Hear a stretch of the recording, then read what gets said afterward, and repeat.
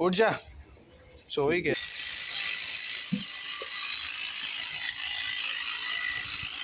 गर्दन दबाएगा उसका तभी शांत रहेगा।